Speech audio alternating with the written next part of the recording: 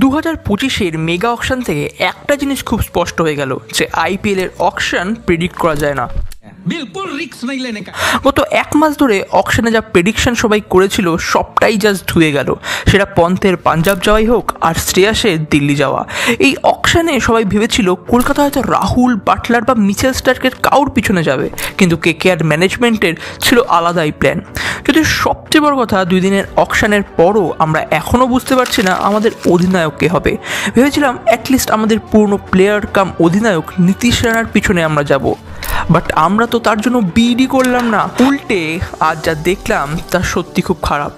নীতিশ রানা এবং নীতিশ রানার বউ দুজনেই কলকাতাকে আনফলো তো করেইছে, তার বদলে উইয়ার্ড পোস্ট করেছে টুইটারে অথবা এক্সে।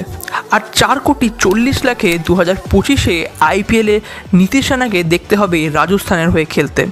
রাহুল তিওয়ারির জন্য বিট করেও চেন্নাইয়ের কাছে এসে মাথা নত করতে হয়েছে।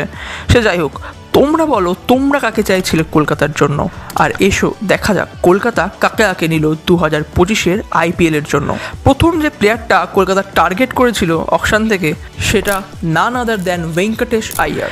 ভেঙ্কির পিছনে প্রথম থেকে আস্তে আস্তে করেই বিট চলছিল, কিন্তু তারপর ব্যাঙ্গালোর যা পাগলামো শুরু করলো ভেঙ্কির জন্য তা খোলা চোখে দেখা সম্ভব ছিল না। 6 থেকে 7 কোটি টাকা শুধুমাত্র ব্যাঙ্গালোরের জন্য আমাদের এক্সট্রা দিতে হলো ভেঙ্কির জন্য। নো ডাউট ভেঙ্কটেশ আইয়ার দারুণ প্লেয়ার, লেফট হ্যান্ডেড অলরাউন্ড। 23,24,00,000 সত্যি একটু বেশি মনে হয়। আর তার সাথে আইপিএলের ট্র্যাক রেকর্ডই আছে, যখন বেশি টাকার চাপ পড়ে কোনো প্লেয়ারের উপর সেই প্লেয়ারটা ব্রেক করতে শুরু করে।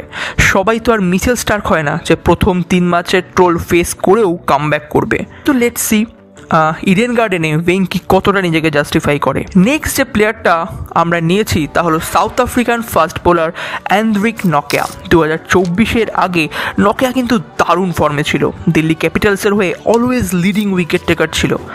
কিন্তু 24-এ আইপিএলের ফর্ম তার কিছুটা পড়ে গেছে, এমনকি এইবারের সাউথ আফ্রিকার টি20 স্কোয়াডেও ছিল না নকিয়া।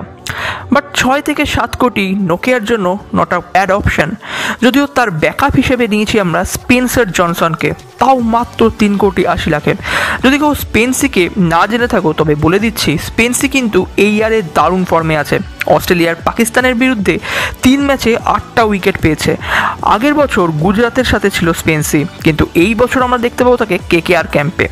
তাছাড়া স্পেশাল 2 উইকেট কিপার বাই করেছে কলকাতা, গুরবাজ এবং ডিকক দুজনকেই দেখা যাবে কেকেআর ক্যাম্পে। 3,75,00,000-এ ডিকক থাকবে কেকেআর ক্যাম্পে। আর তার সাথে ব্যাকআপ ওপেনার রয়েছে আফগানিস্তানের রেহমানুল্লাহ গুরবাজ। পুরনো খেলোয়াড়দের মধ্যে আমাদের কলকাতার সমর্থকরা কিন্তু গুরবাজকে চাইছিলাম। প্লে অফে সল্ট চলে যাওয়ার পর গুরবাজই কিন্তু ওপেনিংয়ের হাত ধরেছিল।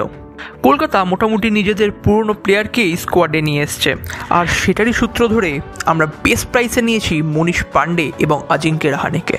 ভারতীয় পিচে ইন্ডিয়ান ব্যাটসম্যান দরকার পড়ে।